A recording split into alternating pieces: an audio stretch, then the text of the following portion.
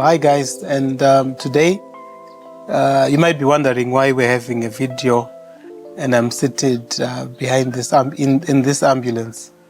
So I mean the reason is I just want to tell you a bit of a story about why I'm in this ambulance and why I'm telling you the story from here. So through business, I think there's one thing that's important, guys. This aspect of resilience.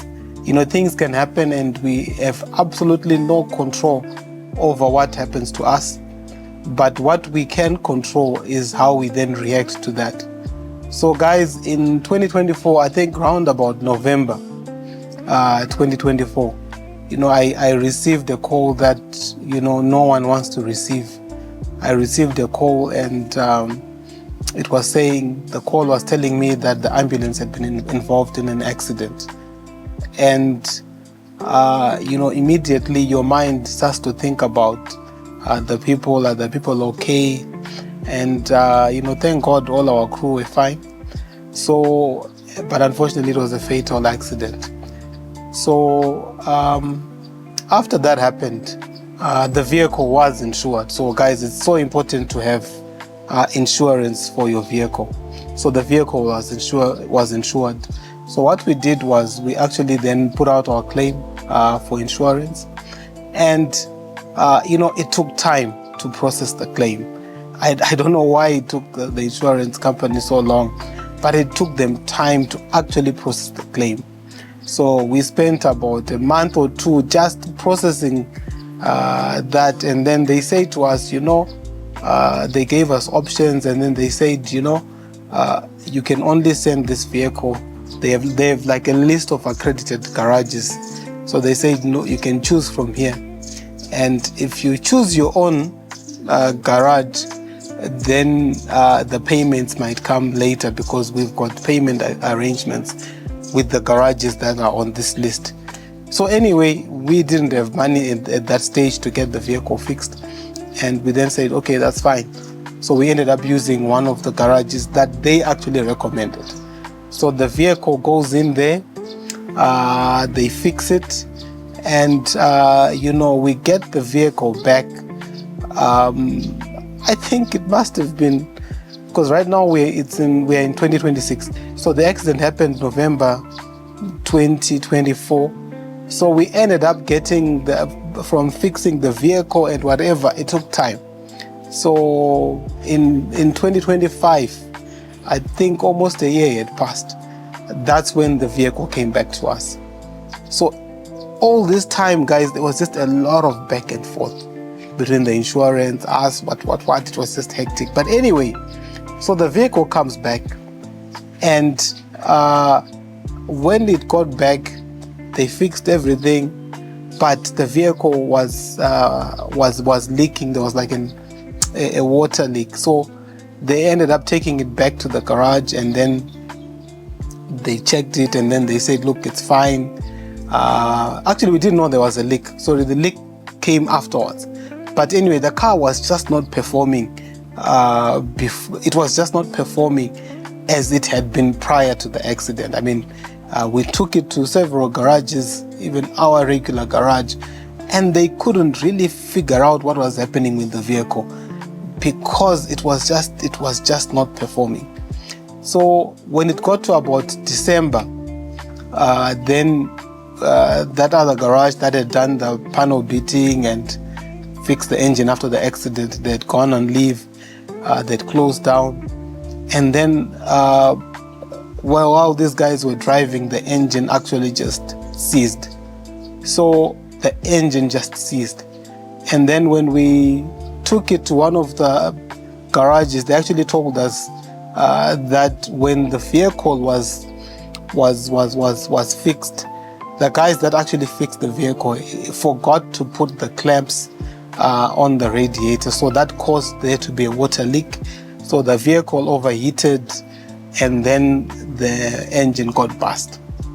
So naturally, I was very upset, and then I went back to the garage and said, look guys, this car needs a new engine.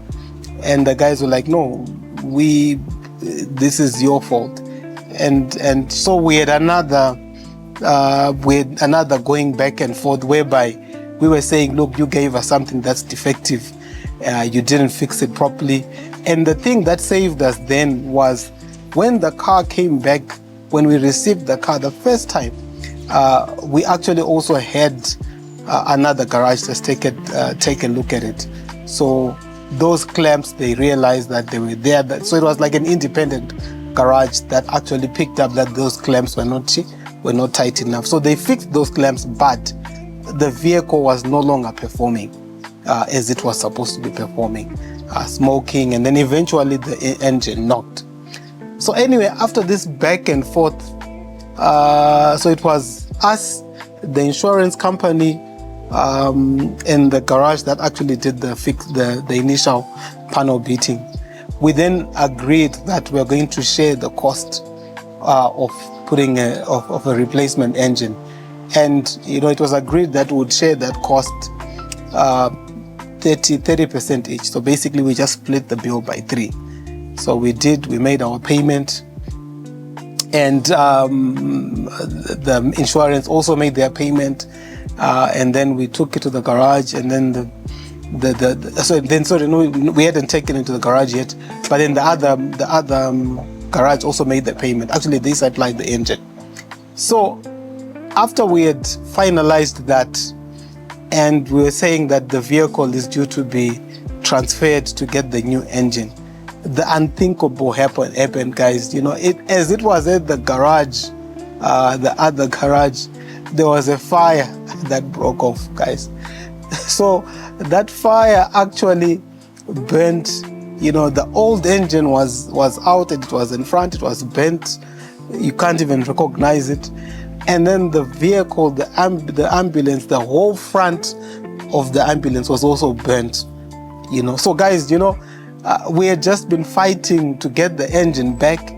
After this fight was done, the vehicle again, there was a fire at the garage. And guys, how often do fires actually break out at garages? But it did. But we thank God that the city of Harare, they responded early, so they were able to stop the fire before it did more damage. I'm going to be sharing the pictures of this in the video so that you can see this. So now the vehicle is burnt again. And then, I then had to go back to the insurance because the car was still on insurance. And I said, guys, the unthinkable happened. That vehicle there was a fire at the garage, and this is what happened. The guys were so shocked. The claim assessors, I think probably they thought I was trying to do something.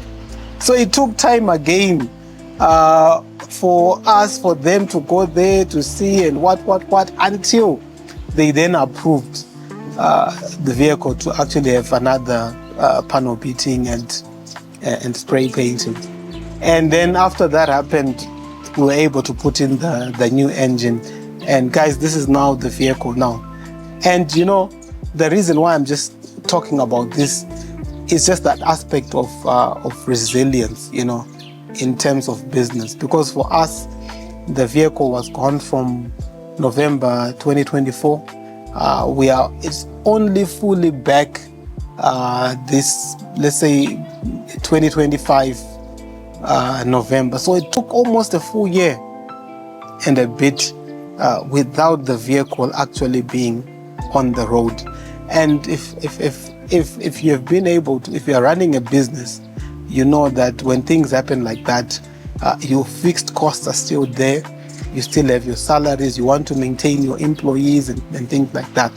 So, it was a very, very difficult time for us, but we were able to actually come back from it. And now, when I look at it, we've been able to do a lot of events with this vehicle. This vehicle has been able to save lives. I mean, recently we were in Featherstone with this vehicle, actually saving lives. Tomorrow again, we've got other events lined up. Guys, we support swimming. We are always there, almost at all the galas that they perform. We are always there, saving lives. And, just to show that things don't remain the same, even in this year, we've actually added a new vehicle to the fleet. So we now have a 4x4 ambulance.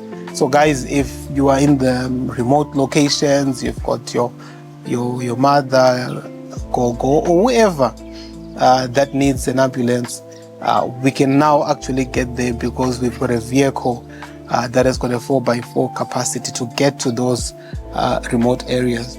And I think just in closing, as I reflect on the challenges that we face, one of my friends once told me that because we are in the business of saving lives, these things, there's also a spiritual aspect to that, in terms of whenever you want to save life, there are always things that try and fight that. And when you look at this experience, we could have just given up. We could have just thrown in the towel and said, look, you know what, we're not going to do anything. We're just going to close this and stop this. But we didn't, because we know that whenever you're trying to do something good, there are always things that would actually try and fight that. So guys, I just want to say, let's be resilient.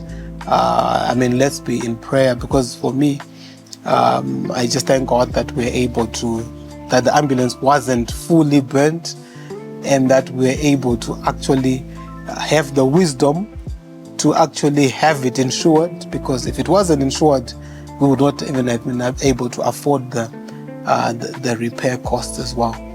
And apart from that, just having the faith to say that even if things are not great now,